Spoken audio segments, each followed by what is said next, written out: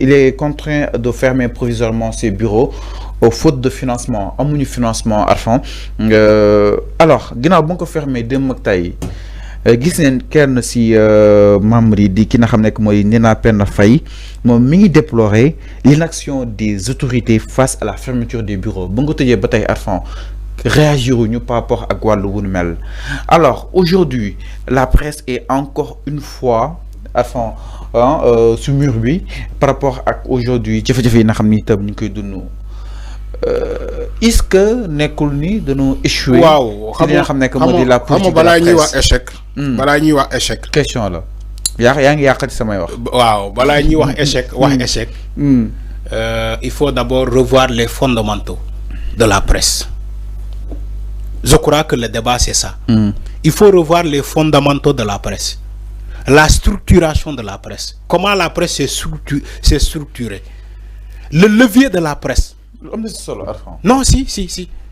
Bon, c'est le gouvernement suspendre les aides à la presse, c'est parce qu'ils veulent reformer sur de nouvelles bases l'adresse de la presse.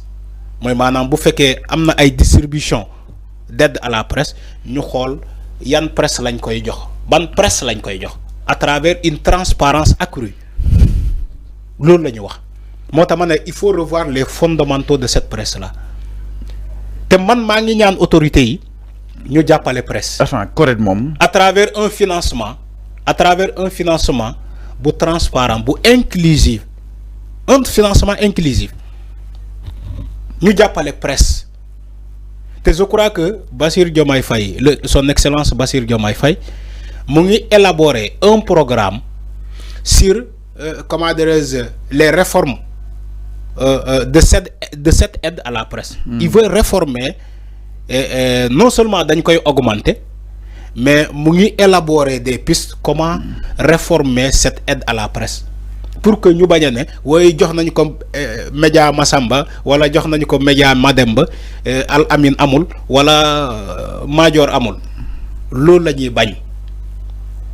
Mais s'il faut aider à la presse, les autorités doivent aider cette presse-là.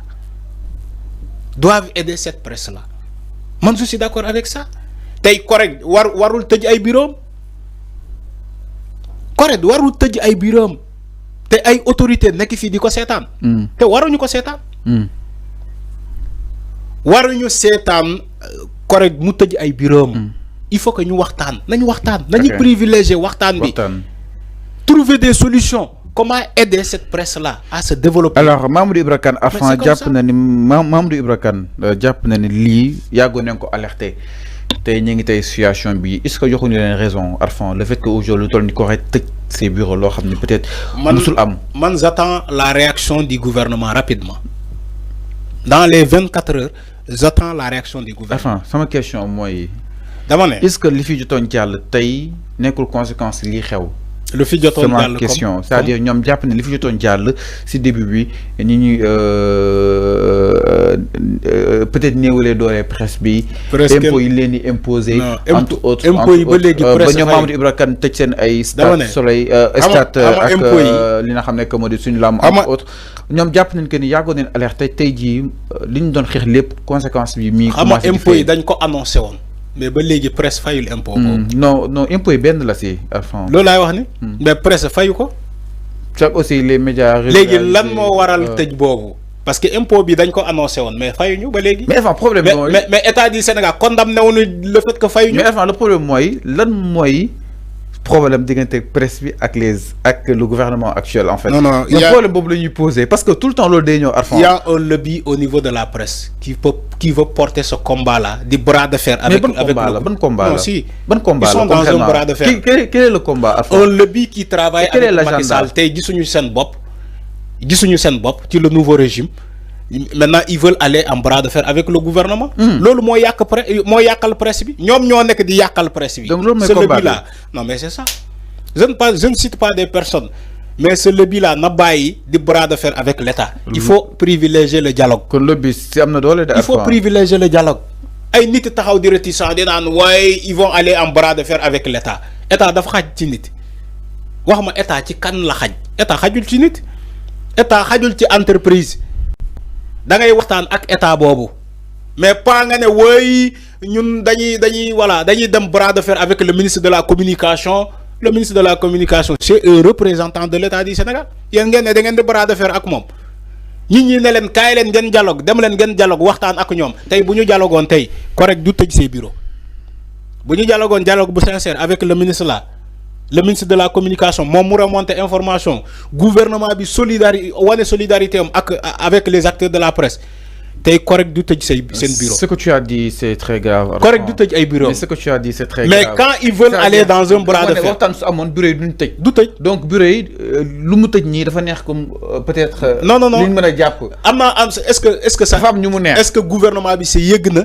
ni bureau yi tëj na. est-ce que yëguñu ko ci presse. non je dis est-ce que. non Arfan dama ne est-ce que laa wax. non Arfan j'ai posé une question. non Arfan le gouvernement c'est beaucoup mieux informé.